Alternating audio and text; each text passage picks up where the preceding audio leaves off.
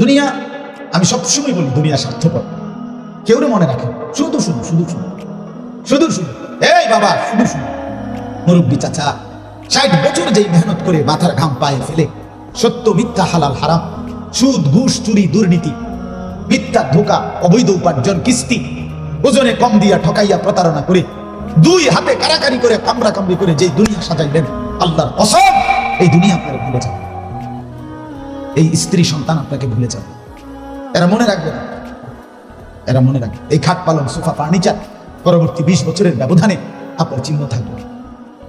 12 বছর পরে, আমার দাদা মৃত্যুর 12 বছর পরে আমি আমার জ্যাঠারে বলছিলাম, দাদা জ্যাঠা, আমার দাদা যে মারা গেছে, আপনি আমার দাদার বড় ছেলে, আপনি আমার বড় জ্যাঠা, আপনার কাছে আমার দাদাও বড় বাড়িওয়ালা ছিলেন, জমিওয়ালা ছিলেন, আমার দাদার খেরের ফাড়া, এরপরে হালের গরু অনেক ছিল আগের দিনে, পয়সাওয়ালা চিন্ত এই 2 জিনিস দিয়ে।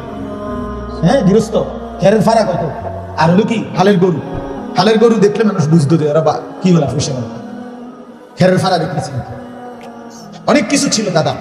তা আমি বললাম, জ্যাঠা 12 বছর পরে এখন জ্যাঠা আমার দাদার রেখে যাওয়া স্মৃতিচিহ্ন হিসাবে আপনার কাছে আছে এমন কিছু আমার একটু দেখান। একটা নুনের বাড়ি, একটা চায়ের কাপ, একটা কাচের প্লেট, একটা কিছু, যে কোনো একটা কিছু আছে কিনা।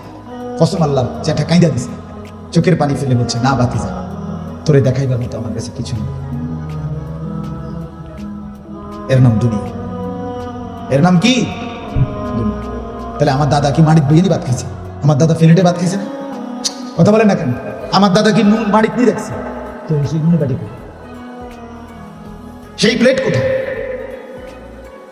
দুনিয়া মনে রাখে না, দুনিয়া মনে রাখে না। শুধু শুধু অনর্থক সুদের টাকা দিয়ে ছেলেটাকে বিদেশ পাঠাই, অনেক বড় ক্ষতি করলেন নিজেরও। ওর এমনি ভালো কামাই করতে পারতো, আপনি তারে হারামের টাকা দিয়ে তারে বরবাদ করে দিলেন, নিজেও বরবাদ হলেন। কিস্তির টাকা দিয়ে খাট পালন ফার্নিচার বানাইলেন, অনেক বড় ক্ষতি করে ফেললেন পরিবার। এটি ছাড়াও তারা ধীরে ধীরে হয়তো একটু সময় লাগতো, হয়েই যাইত। আপনি অনেক বড় ক্ষতি করে ফেললেন আজীবনের জন্য, দীর্ঘদিনের জন্য।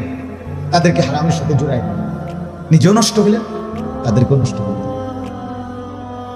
ক্ষতি করে ফেললেন, অনেক বড় ক্ষতি করে। আমার আব্বা 2015 সালে ইন্তেকাল করছে, ফ্যামিলিতে তেমন কিছু রেখে যায় না, কিন্তু পরবর্তী 9 বছরের ব্যবধানে আমরা 5 ভাই এই সংসারে যা দরকার আলাদা আলাদা ঘর করছি, আলাদা আলাদা খাট পালন ফার্নিচার সবই হয়েছে, এমন অসুবিধা হয়। কিন্তু বাবা 5 ছেলেকে আলেম বানাইছে। বিনিময়ে এখন কি লাভ হয়েছে? এখন 5 জনই কোনো না কোনো মসজিদে জুমা পড়ায়, মাদ্রাসায় পড়ায়, কিছু 2-4 শব্দ আল্লাহর কথা বলে। যাই বলে, যাই না কাজ করে, খোদা কসম আমার আব্বার কবরেও সওয়াব যায়, আমার আমল নামাতেও যায়। বাপও গেইনার, বাপেরও লাভ, আমারও লাভ, দুজনেরই কি হয়ে গেল? লাভ হয়ে গেল, দুজনেরই লাভ। আর দুনিয়া, দুনিয়া আমার বাপ ছাড়াও আমি কিনছি, আমারও সোফা খাট, বক্স খাট, ফ্রিজ, 2টা ফ্রিজ আছে আমার, আশ্চর্য কিছু। এটি লেগে এত মিশা কথা লাগে। সোফা এক সেট বানাইতে আমার এই 60-70 হাজার টাকা লাগে, এটার লেগে এত বাটফারি করুন লাগে, এত সিটারি করুন লাগে না বেটা, এত মিথ্যা কথা বলতে হয়। 3টা খাট বানানোর লেগে এত মিথ্যা কথা বলতে হয়, টাইলস লাগানোর জন্য এত মিথ্যা কথা বলতে হয়, এত চিটারি লাগে না? আমরা ভুল করছি।